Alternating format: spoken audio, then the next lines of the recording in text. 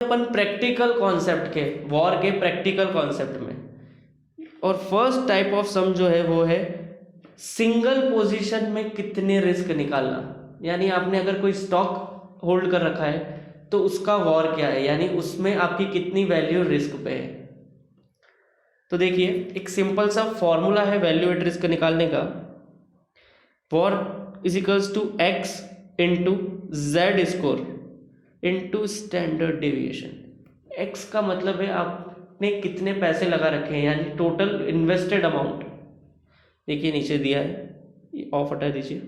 फिर x is equals too invested amount. Z score मतलब आप कितने कॉन्फिडेंस लेवल पे वॉर निकालना चाहते हो, यानी 99% पे, 90% पे या 95% पे। तो उसका स्कोर है वो कहाँ से निकलता है, नॉर्मल डिस्ट्रीब्यूशन टेबल से। आपको पता है normal distribution curve is an opposite U shaped curve. यहाँ पे z की वैल्यू 0 होती है, 50% प्रोबेबिलिटी इस साइड, 50% प्रोबेबिलिटी इस side.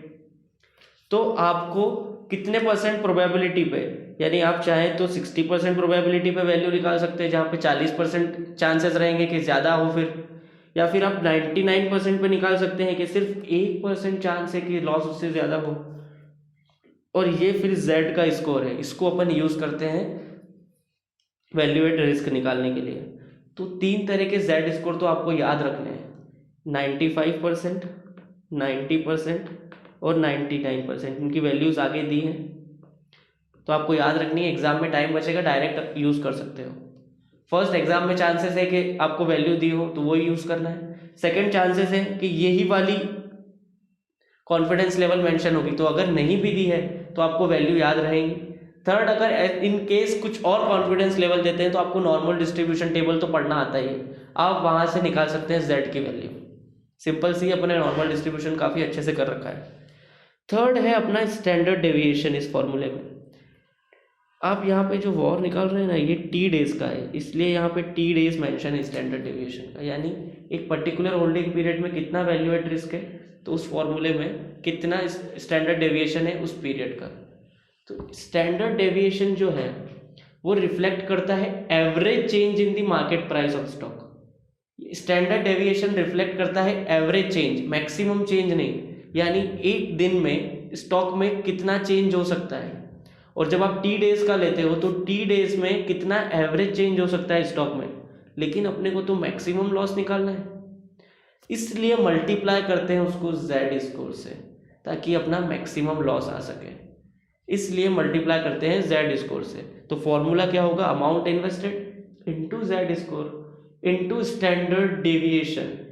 Standard deviation average change reflect करता है और जब उसको जेड स्कोर से मल्टीप्लाई करते हैं तो अपना मैक्सिमम चेंज आ जाता है। देखिए नोटेशन है, जेड स्कोर का मतलब है value of Z at any given confidence level. ये 3 आपको याद रखने हैं। 99% पे होता है 2.33। आपको नॉर्मल डिस्ट्रीब्यूशन पढ़ना आता है, आप टेबल पे देख सकते हैं सेम वैल्यू है। 95% पे है 1.65 और 90% पे है 1.28। तो ये तीनों तो याद रख लो ताकि एग्जाम में नहीं भी दिया तो यूज़ कर सको, और अगर कुछ और दिए इन केस तो आप नॉर्मल डिस्ट्रीब्यूशन टेबल से निकाल लो। थर्ड टर्म है अपना स्टैंडर्ड डेविएशन, यानी market price standard deviation of a given time period, यानी जितने भी टाइम पीरियड का अपने को वॉर निकालना है उसका स्टैंडर्ड डेविएशन निकाल लो।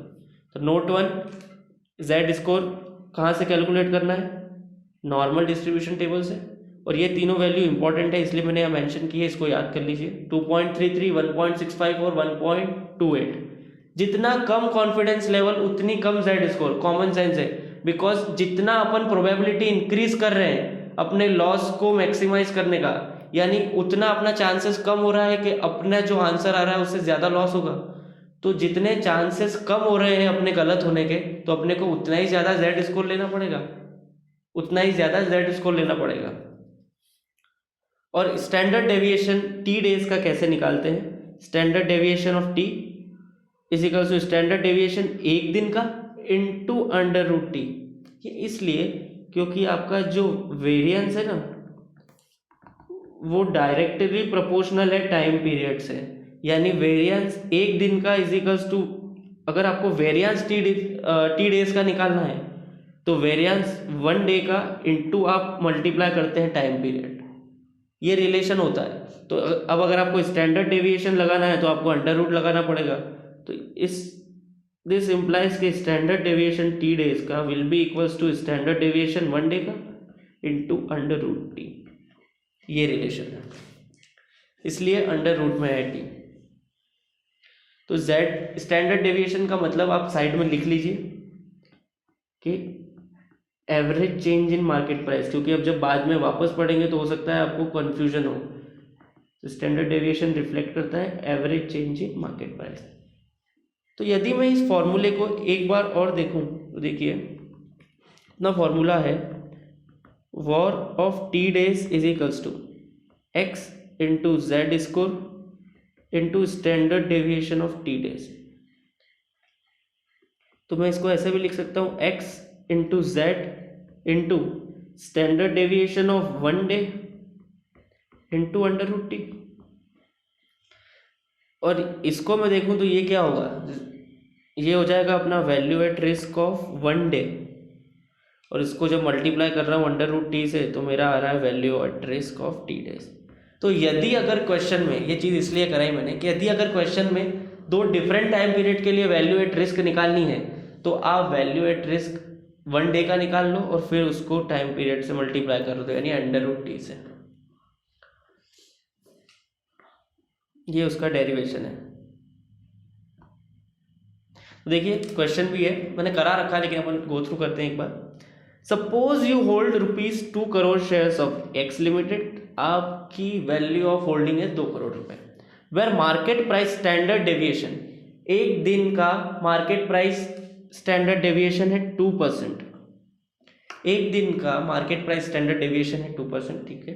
Assuming 252 trading days in a year, ठीक है। Determine maximum loss over the period of 1 trading day, एक दिन का मैक्सिमम लॉस कितना होता है, यानी आपको वैल्यू एट रिस्क निकालनी है 1 डे की, एंड 10 ट्रेडिंग डेज, तो आप इसको मल्टीप्लाई कर दोगे अंडर रूट 10 से, जो भी अपन ने देखा, तो 2 आंसर आ जाएंगे आपके विथ 99% कॉन्फिडेंस लेवल। तो कॉन्फिडेंस लेवल भी दे रखा है आपको 99%, इसकी वैल्यू पता है अपने को 2.33। तो वैल्यू एट रिस्क 1 डे का क्या होगा, x is equals to 2 crore, z score है अपने पास 2.33 और सिग्मा है 2%, तो आपका वॉर हो जाएगा 1 डे का 2 करोड़ यानी 200 lakh into 2.33 into 0.02। Standard deviation हमेशा परसेंटेज में होता है, तो ये आ जाएगा value at risk of 1 day. देखिए नीचे करा रखा है, वहीं पे देख लेते हैं। Value at risk shall be calculated as, इसका फॉर्मूला आप बताएंगे और सारे नोटेशंस देंगे। फिर मैक्सिमम लॉस फॉर 1 डे, यही मैंने ऊपर लिख रखा है, इसकी वैल्यू आई 9.32 लैक्स, आप अपने कैलकुलेटर में कर लीजिए। और फिर जब 10 ट्रेडिंग डेज का करना है तो अपन वापस से पूरा फॉर्मूला नहीं बताएंगे, आप 10 ट्रेडिंग डेज का डायरेक्टली कर सकते हैं, मैंने ऊपर डेरिवेशन बताया, एक दिन का VaR into under root t, 9.32 into under root 10, ये आपका 10 ट्रेडिंग डेज का वॉर आ गया।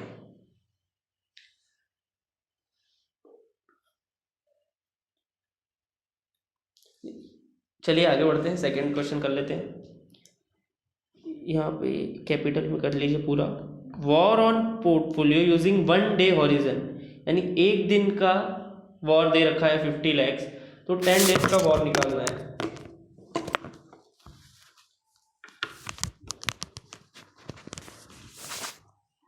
Just a minute, sorry,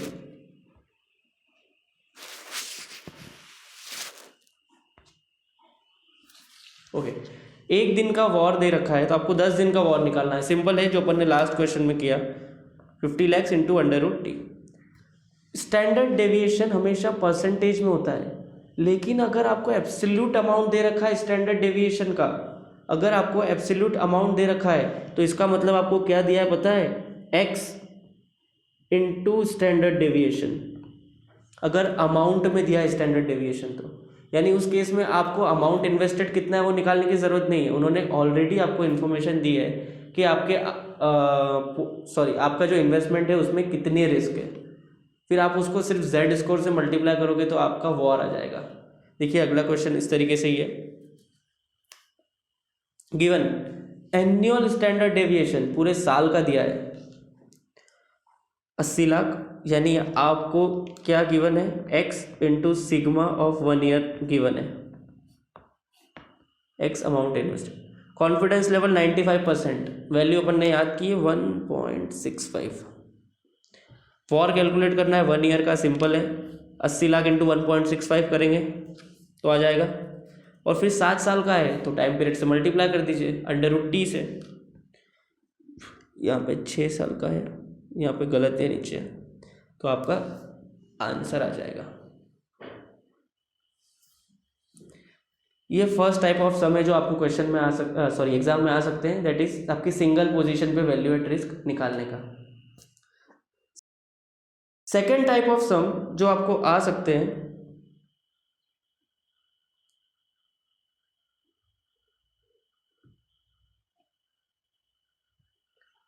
second type of some जो आपको आ सकते हैं वो है वैल्यू एट रिस्क पोर्टफोलियो की निकालने का। यानी आपको पूरे पोर्टफोलियो में कितनी वॉर है, यानी वैल्यू एट रिस्क है, वो निकालना है। तो आपको मेजरली 2 टाइप की सिक्योरिटीज दे सकते हैं पोर्टफोलियो में, और आप कह सकते हैं कि उसका वॉर निकालो। तो उसका फॉर्मूला क्या है, देखिए, the var of multiple positions shall be calculated as var square of A. अगर 2 सिक्योरिटी है ए और बी, तो आप पहले फॉर्मूला देख लीजिए, फिर अपन इसको कैसे आया ये देखते हैं। फर्स्ट सिक्योरिटी का वैल्यू एट रिस्क का स्क्वायर, फिर सेकेंड सिक्योरिटी का वैल्यू एट रिस्क का स्क्वायर, देखिए बी का, फिर 2 into r correlation coefficient. R मतलब है कोरिलेशन कोएफिशिएंट, दोनों में क्या कोरिलेशन है, यहाँ पे स्मॉल आर आना था, स्मॉल कर लीजिए। फिर value at risk first security की into value at risk second security की। क्या ये फॉर्मूला आपको देखा देखा सा लग रहा है?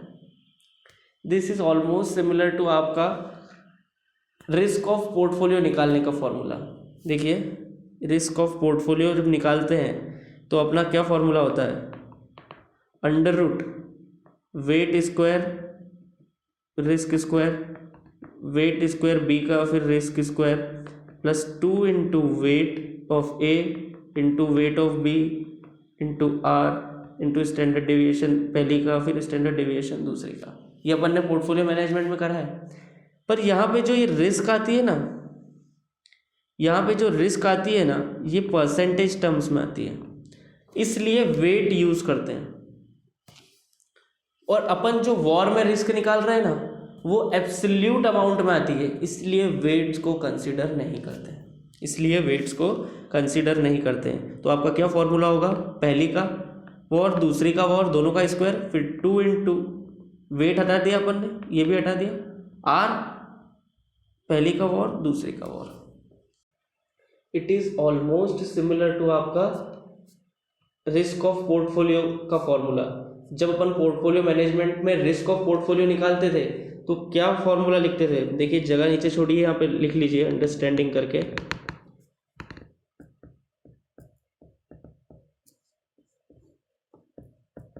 द रिस्क ऑफ पोर्टफोलियो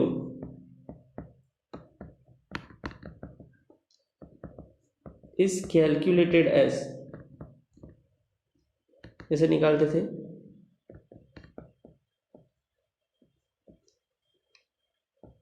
पहली सिक्योरिटी का वेट का स्क्वायर इंटू उसका रिस्क का स्क्वायर, फिर सेम सिक्योरिटी 2 के लिए, फिर 2 into correlation into sigma of a into sigma of b into weight of a into weight of b. ये सेम फॉर्मूला यूज करते थे। इसमें जो रिस्क आती थी ना अपने पास, वो परसेंटेज टर्म्स में आती थी, और यहाँ पे जो अपने पास आ रहा है ना, ये एक एब्सोल्यूट अमाउंट है। तो देखिए, this formula is similar to risk of portfolio formula since it calculate risk in absolute amount. ये जो रिस्क निकालता है ये मॉनेटरी टर्म्स में एब्सोल्यूट अमाउंट में निकालता है, weights are not taken into account. तो जब इस फॉर्मूले से अपन सारे वेट्स हटा देंगे ना, तो क्या बचेगा अपना, under root VaR of a plus VaR of b square plus 2 into are into VaR of a into VaR of b. Only because कि यहाँ पे एब्सोल्यूट टर्म्स में अपन रिस्क कैलकुलेट करते हैं, weights are not taken into account. या फिर आप दूसरा सिंपल सा फॉर्मूला भी यूज कर सकते हैं, VaR of p is equals to value of portfolio, z score क्या है, यानी अपना जो पुराना फॉर्मूला था सेम वही वाला, वहां पे रिस्क एक स्टॉक की थी, यहाँ पे रिस्क पूरे पोर्टफोलियो की ले लो टी डेज के लिए, तो आपका वॉर ऑफ पोर्टफोलियो आ जाएगा। तो ये दो डिफरेंट फॉर्मूलाज को कैसे यूज करना है देखिए, आपके पास दो तरीके के इंफॉर्मेशन हो सकती है। अगर रिस्क ऑफ पोर्टफोलियो दे रखा है और रिस्क ऑफ पोर्टफोलियो नहीं दे रखा है, अगर दे रखा है तो आप सिंपल से ये वाला फॉर्मूला यूज कर लो। अगर नहीं दे रखा है तो क्वेश्चन में देखो क्या इंफॉर्मेशन है। अगर आपको इंडिविजुअल सिक्योरिटीज का वॉर निकालने का आता है ए और बी का, या फिर नहीं आता है, वॉर ऑफ इंडिविजुअल सिक्योरिटी नहीं आता है, अच्छे से इसको यहाँ पे चार्ट बना लो, तो आप रिस्क ऑफ पोर्टफोलियो निकाल लो और सेम फॉर्मूला यूज कर लो। और नहीं, अगर इंडिविजुअल सिक्योरिटी का भी निकालने को आता है तो पहला वाला फॉर्मूला यूज कर लो, आपके दोनों आंसर आ जाएंगे।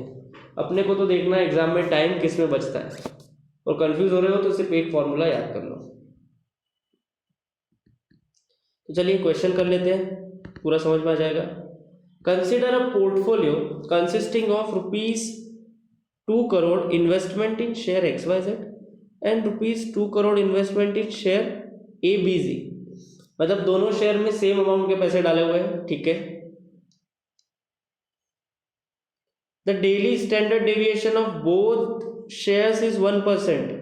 दोनों स्टॉक में सेम रिस्क है, रिस्क भी सेम है, अमाउंट भी सेम इन्वेस्टेड है, और अगर सेम कॉन्फिडेंस लेवल पे निकालेंगे तो दोनों का वॉर भी सेम आएगा। फिर क्लियर है ना अभी तक कि amount same, standard deviation same, बीच में एक टर्म बचा कॉन्फिडेंस लेवल, तो दोनों स्टॉक में सेम कॉन्फिडेंस लेवल, मतलब दोनों का वॉर सेम है। क्या दिया है और इंफॉर्मेशन, कोफिशिएंट ऑफ कोरिलेशन दिया है 0.3, ठीक है।